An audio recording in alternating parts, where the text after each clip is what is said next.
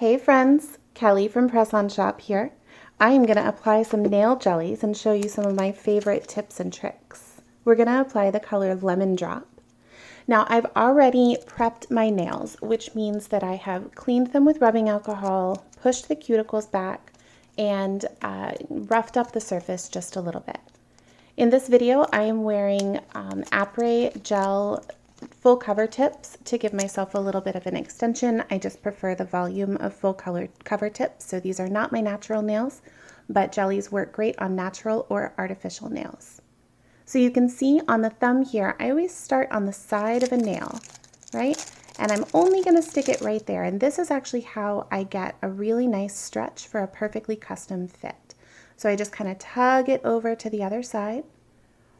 And then I'm going to give it a tug on the end, and that helps me get a nice smooth edge without getting wrinkles. I know some people have a little bit of trouble with wrinkles on the free edge.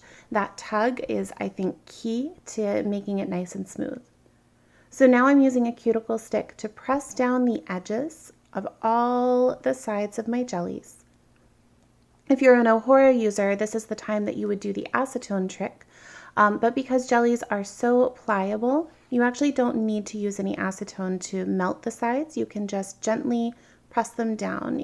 I call this the rolling pin method. You can just use that cuticle stick as a rolling pin.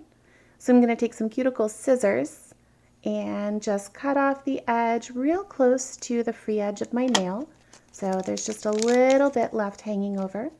And I'm going to put that remainder back on the jelly sheet so that I can use it maybe for a pedicure, maybe for a French manicure, who knows, we'll see.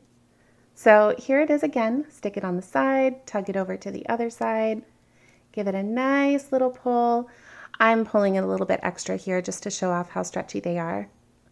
And then same thing, I'm going to use that cuticle stick and just press down the edges, make sure that they're nice and flush with my nail. That's how you avoid that stickery look.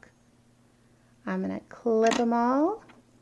Those cuticle scissors really are key. I think that they just make it such a clean cut. You can always use the extras. I always get them bunched up when I use like actual nail clippers. So cuticle scissors are my favorite.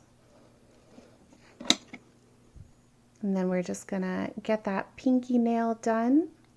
Okay. And then in this video, I skipped over it, but I will always give the free edges a nice little smooth down just to make sure that I've got the edges completely covered. We're going to file off any little rough spots.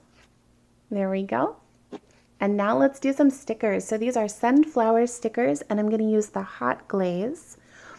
Best practice is I always recommend using hot glaze any glaze. Any sparkles should go under the stickers. So with glitter on nails, you want to go smallest to largest particles. Okay, so if you have maybe like a chunky glitter polish or stickers or something like that, you always want to put your shimmer or smaller glitter underneath. It just helps everything pop, gives it some depth.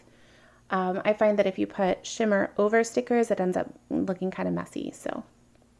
All right, so we've got hot glaze all over this Lemon Drop mani. Love it. I'm going to give that a quick cure. Uh-oh, my lamp wasn't plugged in. There we go.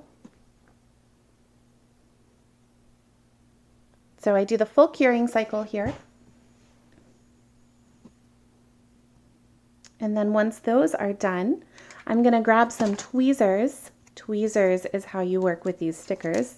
They are small and delicate, and that's why they look so great, but they're also a little bit tricky to work with if you don't have tweezers. So you can use a cuticle stick to just lift off an edge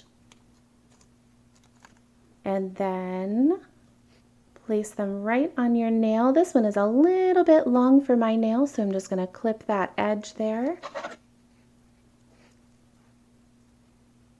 Oh, went off camera for that. There we go.